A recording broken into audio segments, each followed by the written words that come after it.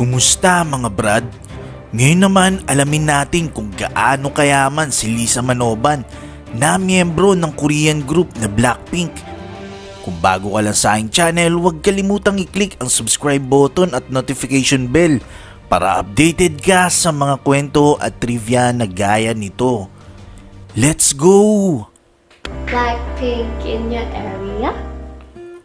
Pinanganak sa pangalang Pranpriya Manoban noong March 27, 1997 sa Buriram Province, Thailand.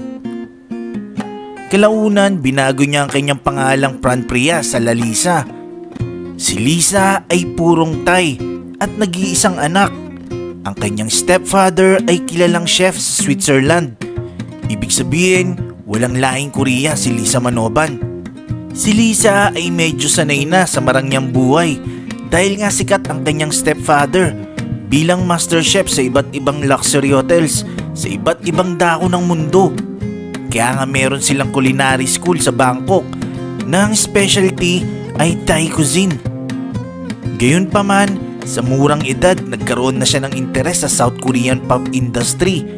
Idol nga niya ang grupong Big Bang at 2NE1 at nangangarap na balang araw ay maging kabilang rin siya sa isang girl group na tulad nila. Sa edad na 4 years old, nagsimula na siyang pumasok sa mga dance classes. Halos lahat ng mga dance contest nung kabataan niya sinalihan niya. Kabilang na rito ang To Be Number 1 dance contest. Naging kabilang din siya sa 11-member dance crew na Wizakul. Kagrupo pa niya rito si Bam Bam na taga Thailand din, na ngayon kabilang na sa Korean boy band group na GOT7.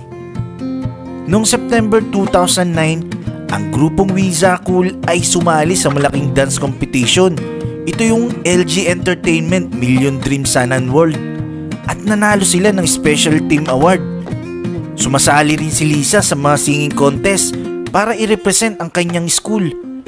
Ang YG Entertainment ay isang South Korean entertainment company na in-establish pa noong 1996. Ang kumpanyang ito ay nag-ooperate bilang record label, talent agency, music production company, event management and concert production company, at music publishing house. Ang YG Entertainment ay madalas nagpapa-audition sa iba't ibang bahagi ng Asia. Nagpa-audition nga ito sa Pilipinas dati. Noong 2010, ang YG Entertainment ay nagpa-audition sa Thailand. Siyempre, ginap na ni Lisa ang opportunity na ito. Matagal niyang pangarap mapabilang sa isang Korean girl group. Nag-audition si Lisa dito at sa halos 4,000 na aplikante, alam niyo ba na tanging siya lang ang kaisa-isang nakapasa rito. Noong April 11, 2011, opisyal siyang napabilang sa kumpanya na kung saan si Lisa Manoban ang kauna-unahang trainee ng YG Entertainment na hindi Korean. Noong March 2015, si Lisa ay naging modelo ng streetwear brand na Nonagon.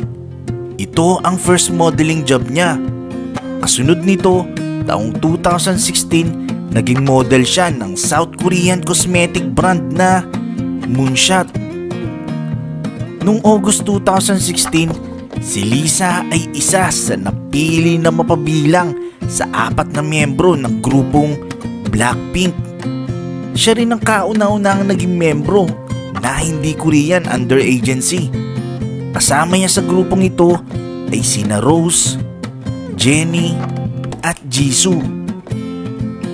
Inilabas ng Blackpink ang kauna-unahang single album nito na Square One.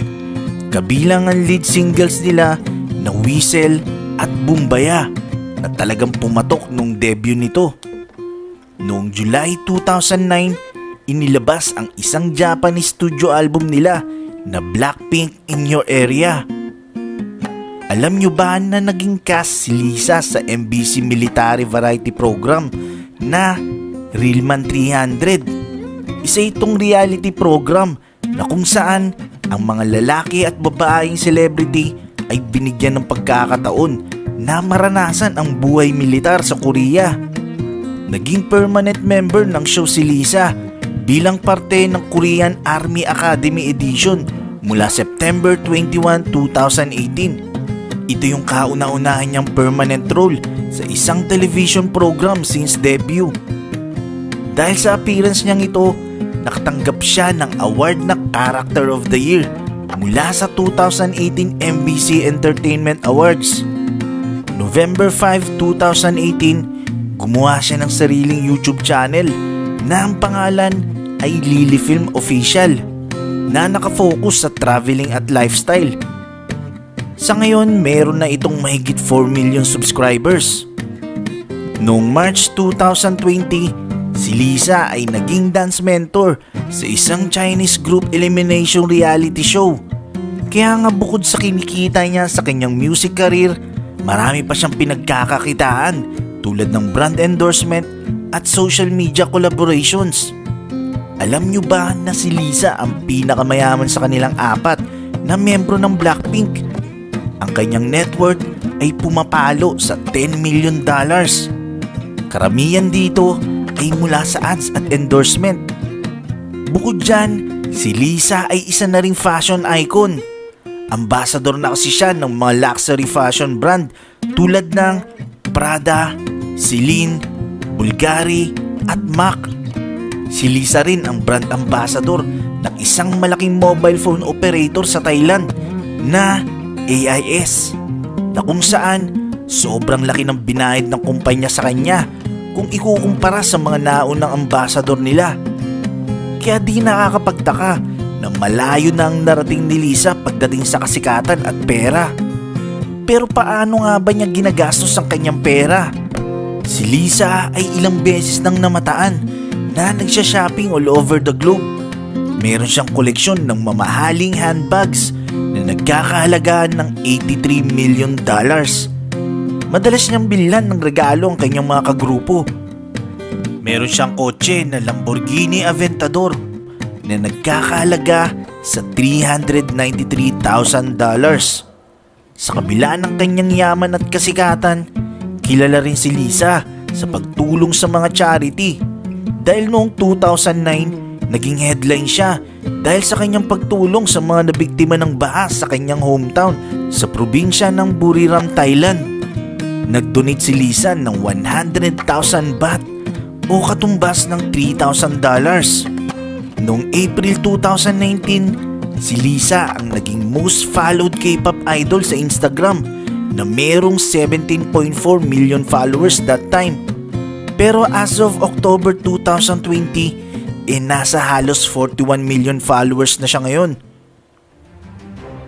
Si Lisa ang pinakapopular sa apat at marami talagang fans na sobrang obsessed sa kanya saan mang dako ng mundo. Napakagaling niya sumayaw kaya binansagan nga siyang dancing machine. Nagustuhan pa ng tao yung ganda niya na nag-stand out sa kanilang apat dahil sa bilog ng mga mata nito at kanyang labi na parang manika. Nagustuhan din ng mga tao yung personality nito na pagiging energetic at pagiging kengkoy. At yung lakas ng karisma niya, yun yung nag-attract sa mga brand companies para kunin siyang endorser. Nagustuhan mo ba ang kwentong ito? I-click na ang like button at i-share ang video na to. Mag-iwan lang ng komento para sa inyong mga saloobin. Maraming salamat. Hanggang sa